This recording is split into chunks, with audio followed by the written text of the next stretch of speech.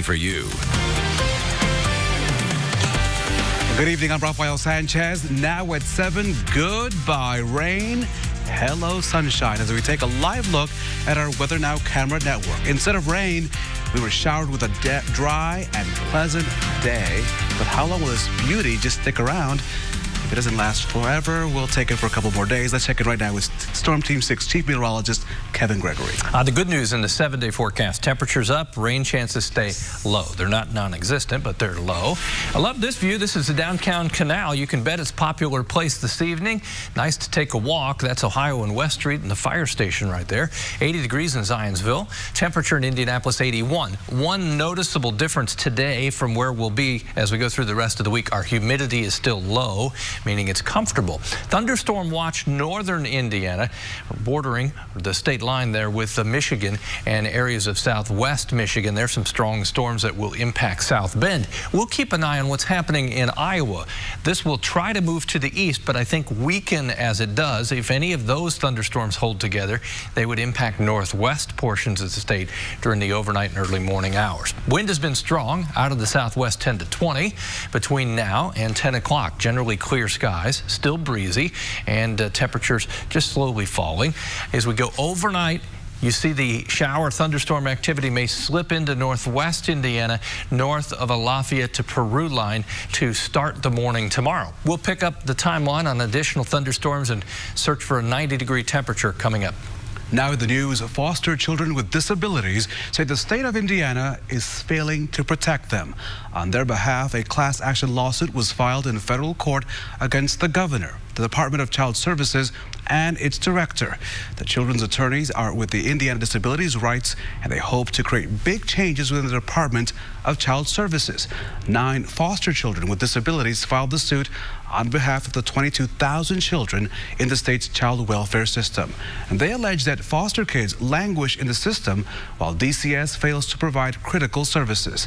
Attorney Nikki Gray says the state's child welfare system relies heavily on institutions to care for children rather than foster families.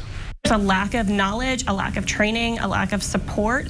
And I honestly think a lot of our kids with disabilities kind of get put on the back burner because they are the more challenging case that's going to take more time. The class action lawsuit does not seek monetary damages. DCS will not comment on the pending litigation. On its website, DCS does tout improvements in caseloads, staff turnover, and a reduction in placing children out of the home. Today, Cathedral High School leaders explained to students why they fired a teacher who's in a same-sex marriage. The firing continues to create national interest, and this afternoon's meeting lasted about 2 hours. Students asked questions and listened to explanations from administrators. The Archdiocese of Indianapolis ordered the school to fire the teacher, and Cathedral High says it risked losing funding if it did not comply. It is a transportation plan that could save IPS hundreds of thousands of dollars over the long term. Tonight, IPS is making public a pilot program that will encourage the district's 5,000 high school students to use Indigo to get to school. Classes resume for the district on August the 5th. The use of Indigo is optional. The district will still provide bus transportation to students during the year-long pilot program. Well, accountability is very important, so we couldn't anticipate a longer-term expanded partnership without knowing and being able to depend on the fact that our students could get to and from school on time every single day. The additional cost of this year's pilot program, which will include all 4 IPS high schools, is still being hammered out. Students will be able to use that bus pass to get to work and attend extracurricular activities during the upcoming school year. Fishers police are now looking for the person who carjacked an Amazon delivery driver and took off with the vehicle and the packages. Now, this happened around 10:15 this morning at the intersection of Minden Drive and Dorster Street. The suspect was riding in a black SUV when police say he got out with a gun and demanded the delivery driver get out of their white Ford 250 Transit van. Police are looking for both vehicles, which they both took after that carjacking. The delivery driver is a contractor driver for Amazon. We're told that he was not hurt. If you know anything about this case, you're asked to get in touch with Fishers police detectives. That number is 317-595-3300. The FBI is offering a reward if you can help them catch a suspect nicknamed the Big box bandit. Investigators say the man you see here is tied to robberies in 3 states and a carjacking. The FBI says he's been robbing bank branches inside Walmart stores, including stores in Shelbyville back on May the 31st. The most recent robberies have taken place in Tennessee. If you recognize this man or have any information about his crimes, call the FBI's Indiana field office at 317-595-4000. You can also submit a tip online at tips.fbi.gov. The families of the 2 girls killed in Delphi are facing a challenge they believe will pay off for thousands of children. The families of Abby Williams and Libby German are hoping for your help in raising $50,000 in order to get a matching state grant totaling an extra $50,000. The initial $50,000 must be raised by August the 14th.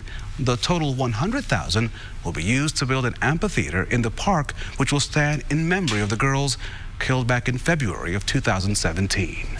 A living legacy really is one of the best ways to describe it, because it's going to be something that we have and will enjoy with family and friends in this community for years to come. So many years, and we're hoping to have so many concerts, and you know, the games will get to be out here. We'll have the softball tournaments out here. Just all the things that the girls enjoy doing will all be here for us.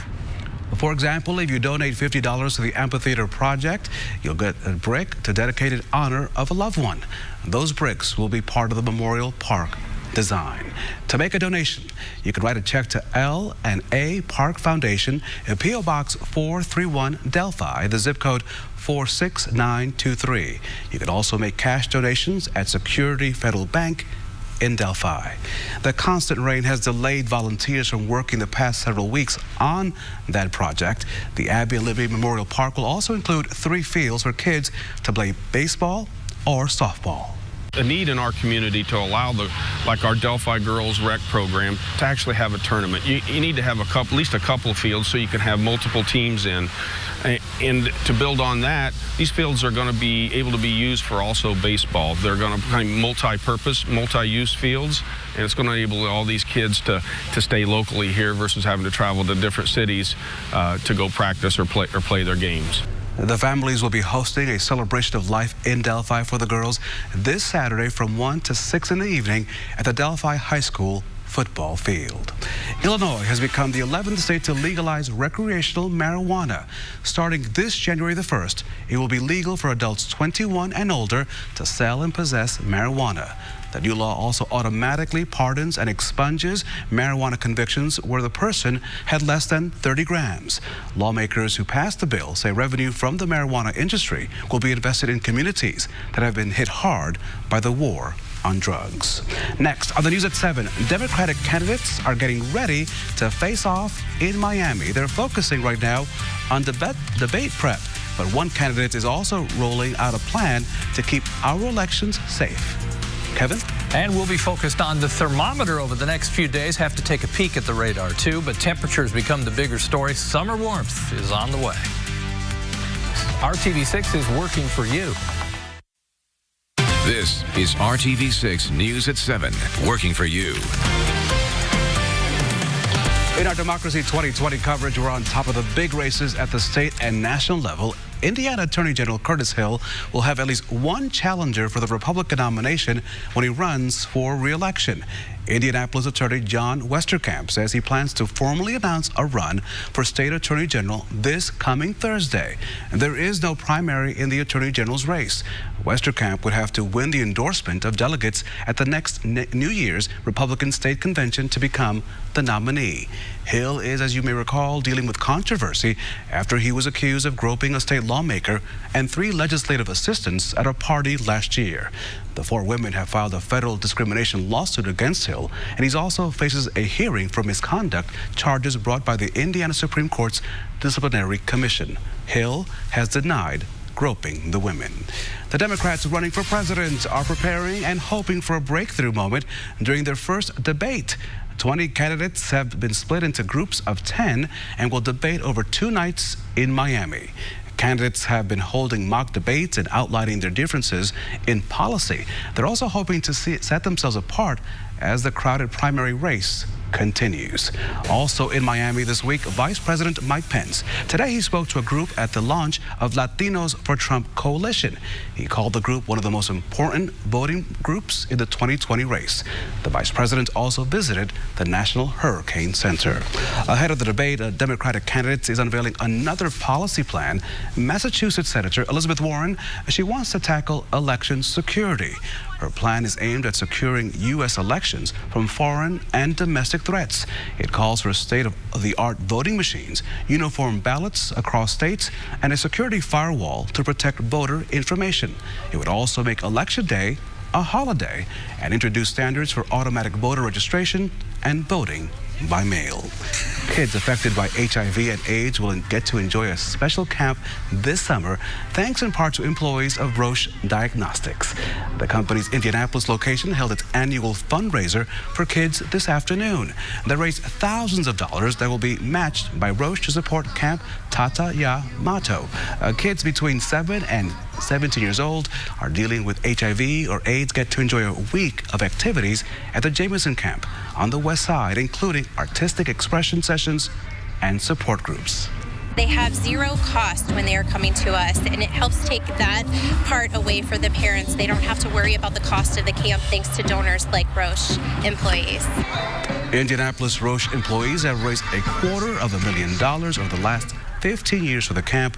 Roche locations around the world held similar events today for different children's charities. Right now, 24 important satellites are starting their orbit. SpaceX launched the satellites early this morning, as you can see. They're carrying things like NASA's atomic clock and new telescope technology. SpaceX called this one of the hardest launches it's tried. It was able to retrieve 2 side booster rockets to use again, but not the center booster. You know, you got to keep trying, and we keep trying as well here in Indiana, as of course the rain has said goodbye, the sunshine hello. For now, but we're in pretty good shape. I mean, yeah, overall pattern changes, and I think those that have been waiting on some warmth and humidity and a real summer feel, it's on the way. Okay, how about a duck race to kick off the Children's Festival in Broad Ripple? Todd Clausen set in this picture. I can't tell where the lead is, whether it's here or down there, but the ducks are on the move in the Broad Ripple Canal.